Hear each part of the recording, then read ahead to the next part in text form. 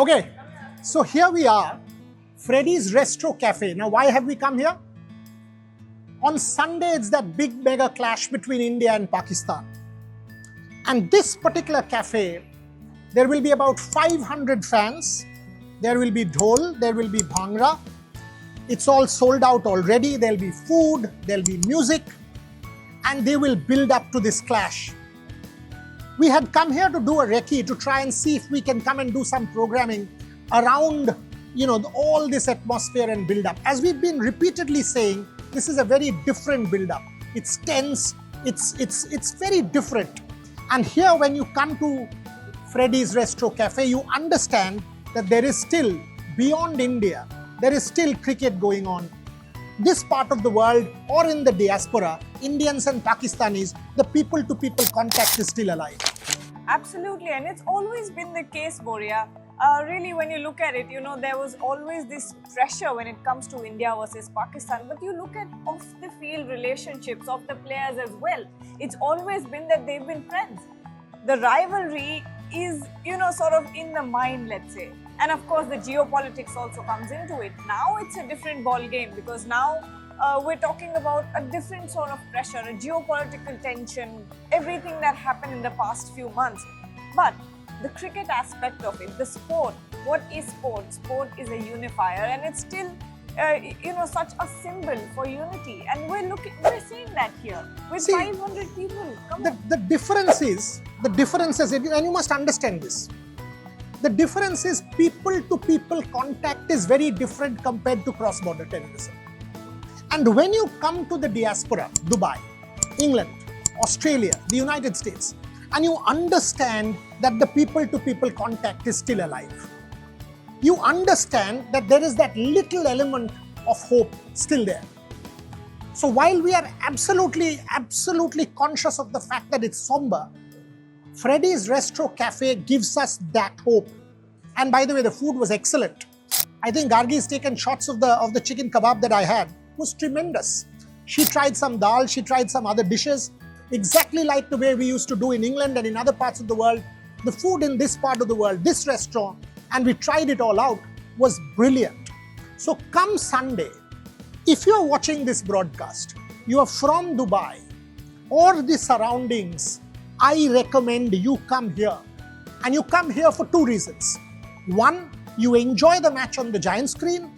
Two, you're part of something positive. You're part of something which will make you feel that you're there almost in a stadium environment with fans, with music, with food, and a lot more. And that's what sport can generate.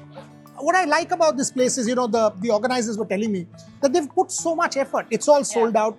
People have pre-booked it. They are conscious that they will get all of this. So it's an experience. It's an experiential story that they've been able to do. It's not just about cricket. Look, it's about a celebration at the end of the day. Cricket is a celebration, sport is a celebration, and they were telling us as well that there's going to be a DJ, that there's going to be bhangra and all of that. So really, it's a culture, it's a blend of culture, and what we're seeing here is amazing. The food is great, the culture is great, and add some great cricket to it. I think that's the perfect night that you can hope for. One caveat. By the way, there's inside, if you walk in, there's an Indian flag there. All the countries, it's actually it's not the Asia Cup, it's actually a global thing because I can see Australia, New Zealand and even a Dutch flag there. I can see even a Dutch flag. So maybe they were doing hockey or football or who knows what. But inside also, the game will be on giant screens. So you can be here in this open space. There is a giant screen there. People inside the bar, you can have your drink and celebrate. But in all of this, there is one problem. And the problem is, they have booked their dhol, they've booked their bhangra, they've booked everything on the assumption that it's an Indian win. And I asked the gentleman there, he's smiling behind the cameras, and I asked him, suppose the 10% that we are giving Pakistan, what happens to your crowd if the game goes the other way? And all I got was an eerie silence. That's all I got. And I will tell you this, with Vinod on camera, Vinod, turn the camera to this piano. Now you've seen the piano, now turn it towards us. all of this bhangra will become a tragic tone on the piano if Pakistan manages to somehow upset the apple cart. But you know what?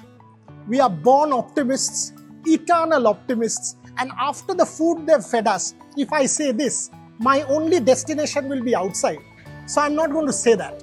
I will give Gargi the last words, saying this, that come Sunday, and you see the music has started. It's already started. Freddy's Restro Cafe is your destination to come.